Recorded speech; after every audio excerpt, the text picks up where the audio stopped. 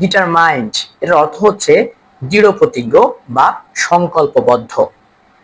Determined মানে হচ্ছে দৃঢ় প্রতিজ্ঞ বা সংকল্পবদ্ধ।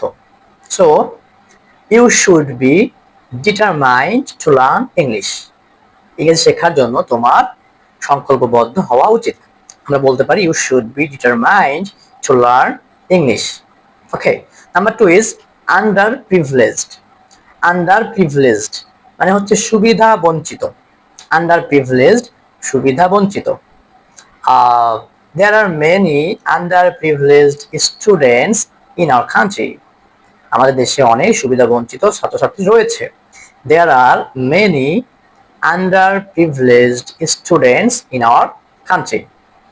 ওকে, সো আমাদের দেশে অনেক সুবিধা বঞ্চিত ছাত্রছাত্রী রয়েছে। 3 নম্বরটা হচ্ছে prestigious.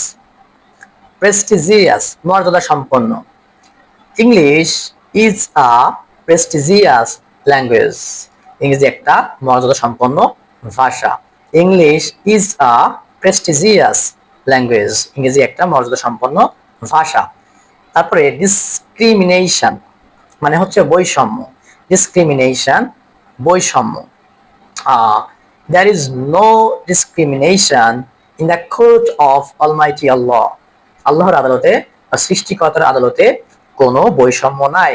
There is no discrimination in the court of Almighty Allah. আল্লাহর বা সৃষ্টিকর্তার স্রষ্টার আদালতে কোনো বৈষম্য নাই। তারপর পারসিভিয়ারেন্স। পারসিভিয়ারেন্স মানে কি অধ্যবসায়, ধৈর্য, কোনো কাজ করার জন্য একটানা লেগে থাকা, এটাকে বলা হয় পারসিভিয়ারেন্স, অধ্যবসায় বা ধৈর্য। সো পারসিভিয়ারেন্স ইজ দ্য কি টু সাকসেস। সফলতার চাবিকাঠি হচ্ছে অধ্যবসায়। পারসিভিয়ারেন্স ইজ দ্য কি টু সাকসেস। সফলতার চাবিকাঠি কি? অধ্যবসায়। লাস্ট ওয়ান হচ্ছে ডেডিকেট। ডেডিকেট মানে কি উৎসর্গ করা।